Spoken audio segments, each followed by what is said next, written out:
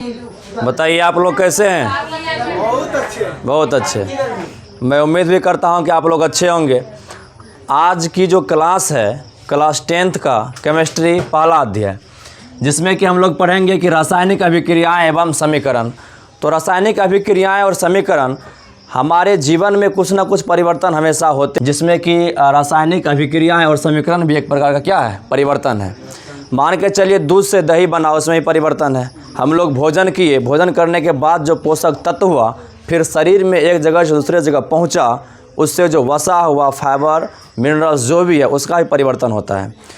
तो इस अध्याय में हम लोग अध्ययन करेंगे कि रासायनिक अभिक्रियाएं किस प्रकार से रसायन का अभिक्रिया होता है, उसके बाद किस प्रकार से एक प्रतिफल बनता है।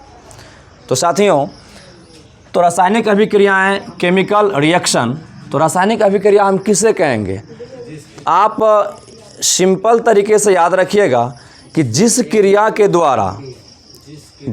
के द्वारा एक या उससे अधिक वस्तुएं के साथ यदि अभिक्रिया किया जाता है, उसके बाद जो नया पदार्थ बनता है, उससे हम लोग कहते हैं रासायनिक अभिक्रिया। तो रासायनिक अभिक्रिया में दो कारक होता है, एक आपका हो जाता है अभिकारक और दूसरा होता है आपका प्रतिफल। रासायनिक अभिक्रिया में कितने कारक होते हैं? दो कारक होते हैं, एक होता है अभिकारक, एक होता है प्रतिफल। अभिकारक किसे कहते हैं? तो अभिकारक उसे कहते हैं जो रासायनिक अभिक्रिया में भाग लेता है, उसे अभिकारक कहते हैं। और प्रतिफल किसे कहते हैं? रासायनिक अभिक्रिया में भाग लेने के बाद जो फल प्राप्त होता है, उसे हम लोग कहते हैं प्रतिफल। तो रासायनिक अभिक्रिया किसे कहते हैं? तो जिस क्रिया के द्वारा कोई पदार्थ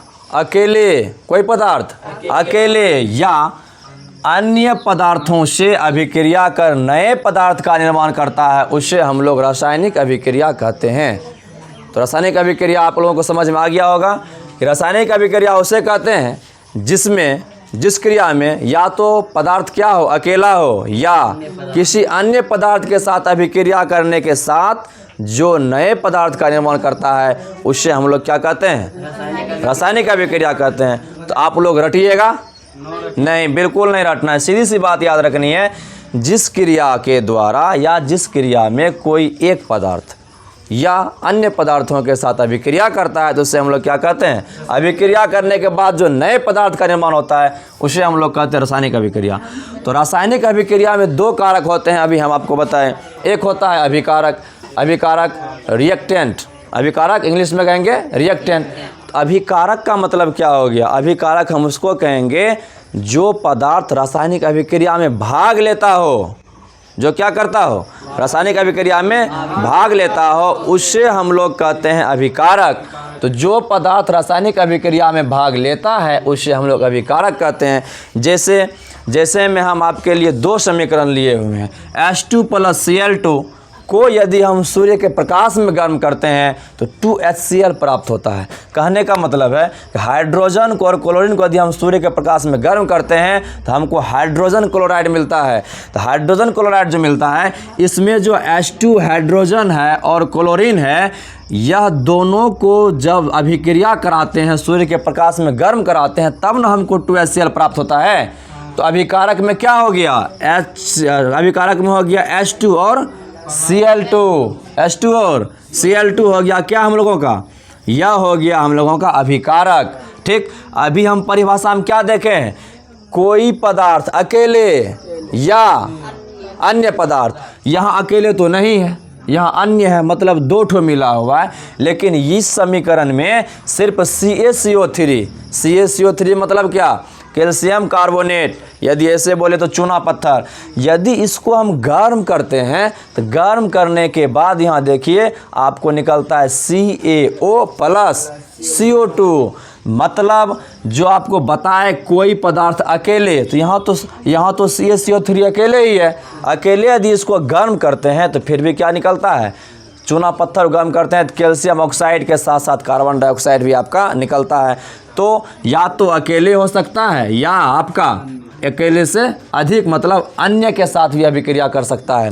तो इसमें यदि आपको पूछ दिया जाए, बताइए H2 + Cl2 = 2HCl में आपका अभिकारक कौन है? तो अभिकारक किसको कहेंगे?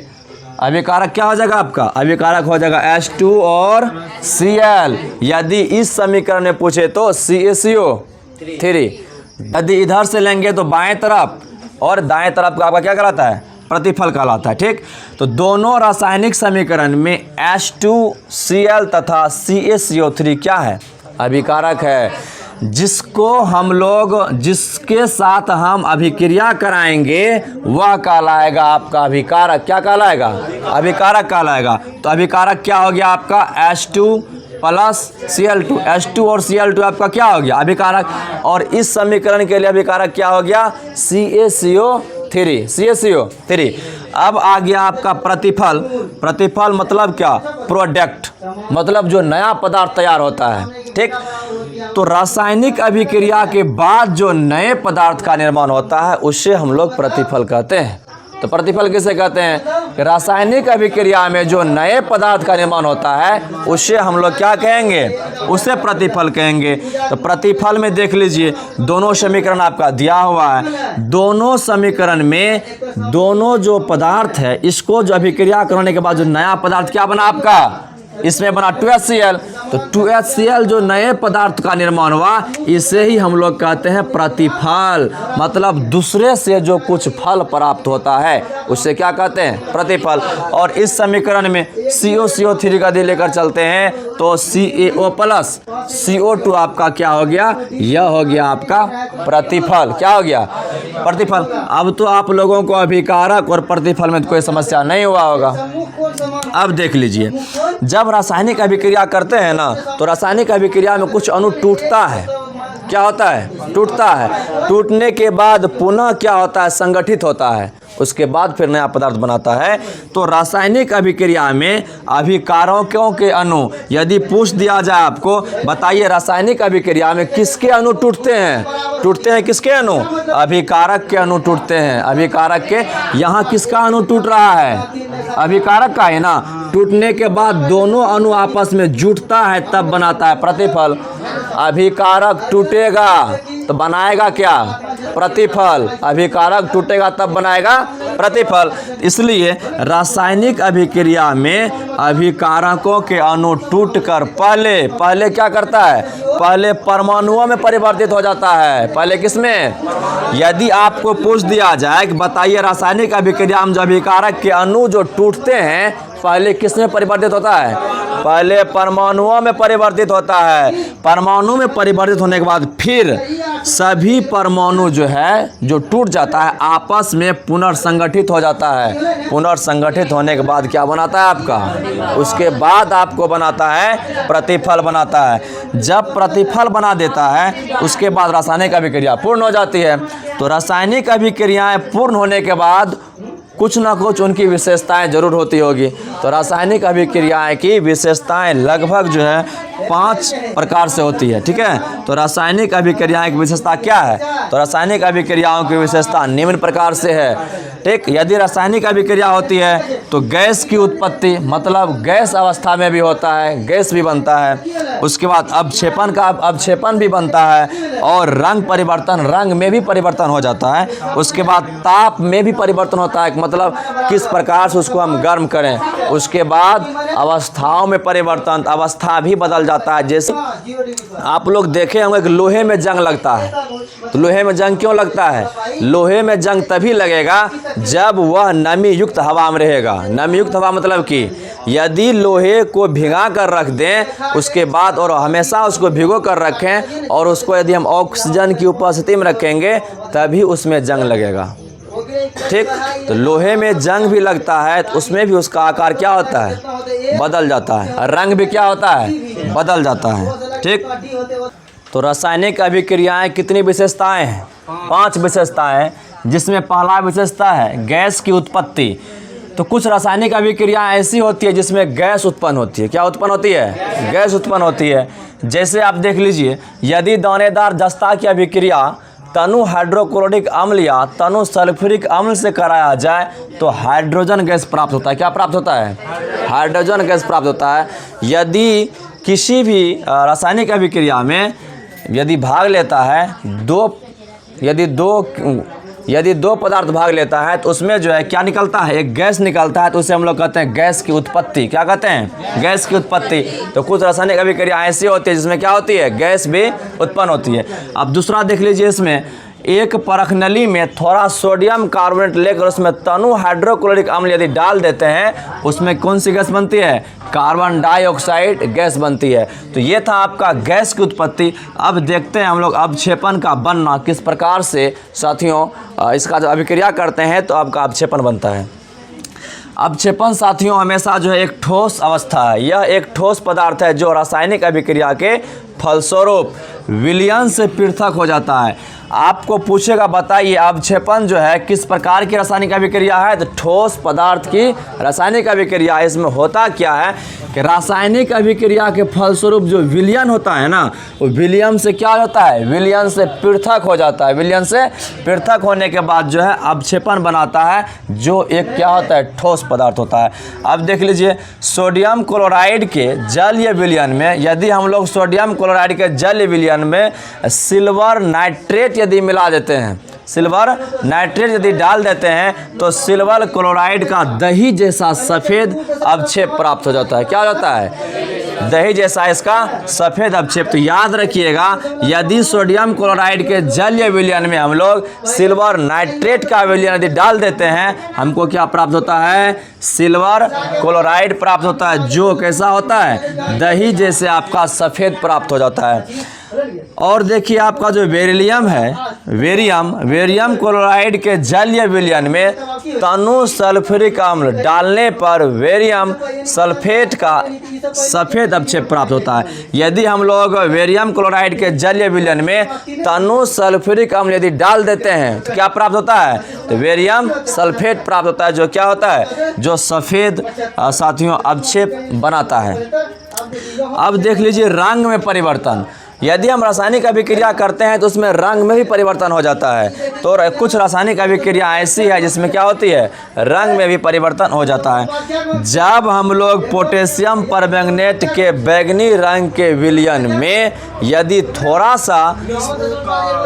सा नींबू का रस डाल दें तो बैंगनी रंग क्या हो जाएगा, तो बैंगनी रंग जो है आपका धीरे धीरे क्या हो जाएगा, गायब हो जाएगा। कब, जब आपका रंग परिवर्तन हो जाएगा तब। तो रंग परिवर्तन होगा कब, जब पोटेशियम परमैंगनेट के बैंगनी रंग में हम लोग क्या करेंगे, नींबू का रस निचोड़ देंगे या नींबू का रस डाल देंगे, तो धीरे धीरे उसका रंग क्या हो जाएगा, गायब हो जाएगा। आगे आप देख लीजिए, यदि पोटेशियम डाइक्रोमेट के जलीय विलयन में, ठीक है ना, तो पोटेशियम डाइक्रोमेट का जो अम्लीय विलयन होता है, इसका रंग आपका नारंगी होता है। क्या होता है, नारंगी होता है। यदि इसमें हम लोग सल्फर डाइऑक्साइड गैस, कौन सी गैस, सल्फर डाइऑक्साइड गैस यदि हम लोग प्रवाहित कर देते हैं, तो फिर विलयन का रंग जो नारंगी है, नारंगी से आपका रंग क्या हो जाता है, नारंगी से रंग आपका हरा हो जाता है। चौथा क्या है, चौथा है ताप में परिवर्तन। जब रासायनिक अभिक्रिया होती है उसमें जो है कुछ में ताप का परिवर्तन हो जाता है। कुछ रासायनिक अभिक्रियाएं के ताप में भी क्या हो जाती है, परिवर्तन हो जाती है, जिसमें यदि काली चूना के ढेले पर जल गिराया जाए, यदि काली चूना जो होता है उसके ढेले पर यदि जल गिरा दिया जाए तो उष्मा उत्पन्न होती है। क्या उत्पन्न होती है, उष्मा उत्पन्न होती है, जिससे ताप क्या हो जाता है, जिससे ताप बढ़ जाता है, जिसके कारण से उससे जो है उष्मा उत्पन्न होने के कारण इसे क्या कहते हैं, इसे कहते हैं उष्माक्षेपी अभिक्रिया भी कहते हैं। यदि काली चूना के ढेले पर जल गिरा दिया जाए तो क्या होता है, उष्मा उत्पन्न होता है। यदि उष्मा उत्पन्न होगा तो ऑटोमेटिक उसमें क्या होगा, ताप बढ़ जाता है। ठीक, ताप बढ़ जाने के बाद जो है उसको हम क्या कहते हैं, उस क्रिया को उष्माक्षेपी अभिक्रिया भी कहते हैं। आप लोग आम पकाते हुए देखे होंगे, फल पकाते हुए, उसमें एक ढेले आकार का होता है जिसको मार्केट में आप जाइएगा तो कार्बेट के नाम से मिलता है। यदि उसके ऊपर पानी गिरा दिया जाए तो उससे उष्मा उत्पन्न होता है। उष्मा उत्पन्न होने के बाद क्या होता है, उसका ताप बढ़ जाता है, जिसके कारण से फल को पकड़ने में मदद करता है, फल को पका देता है। ठीक, उसे हम लोग क्या कहते हैं, यदि किसी भी से यदि उष्मा निकलती है, ताप बढ़ता है, तो उसे क्या कहते हैं, उष्माक्षेपी अभिक्रिया कहते हैं। और जब एक परख नली में अमोनियम क्लोराइड के साथ वेरियम हाइड्रोक्साइड का विलयन यदि डाल दिया जाए तो बेरियम क्लोराइड निकलता है, अमोनिया एवं क्या होता है, जल बनता है। क्या बनता है, जल बनता है।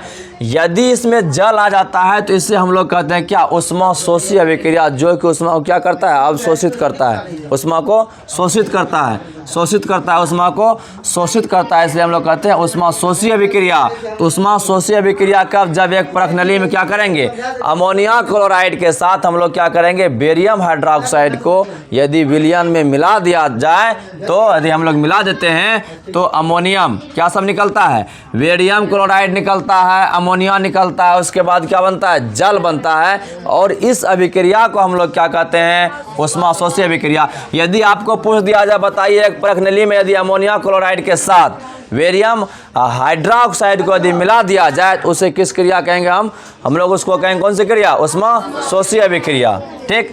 और पांचवा अवस्था आपका हो गया अवस्था में परिवर्तन। अवस्था में परिवर्तन कैसे होता है, मोमबत्ती हम लोग जलाते हैं, मोमबत्ती जलाने के समय में क्या होता है, मोम पिघलता है, मोम पिघलने के बाद द्रव अवस्था में बनता है, फिर क्या होता है, कठोर हो जाता है, और उससे गैस उत्पन्न होता है। जो ज्वाला होती है उससे क्या होती है, एक गैस निकलता है, इसे कार्बन डाइऑक्साइड गैस कहते हैं। तो मोमबत्ती को जलाने में जब मोमबत्ती जल जाती है उसका आकार परिवर्तित होता है कि नहीं होता है, तो वही है आपका अवस्था में परिवर्तित, या उसका अवस्था क्या होता है, बदल जाता है। कुछ रासायनिक अभिक्रियाओं के अवस्था में भी क्या होते हैं, परिवर्तन होते हैं। तो मोमबत्ती को जलाने पर मोम का कुछ भाग, मोमबत्ती में क्या होता है, मोम होता है, तो मोम का कुछ भाग द्रवित होकर नीचे गिरता है। मोम का जो भाग है वह क्या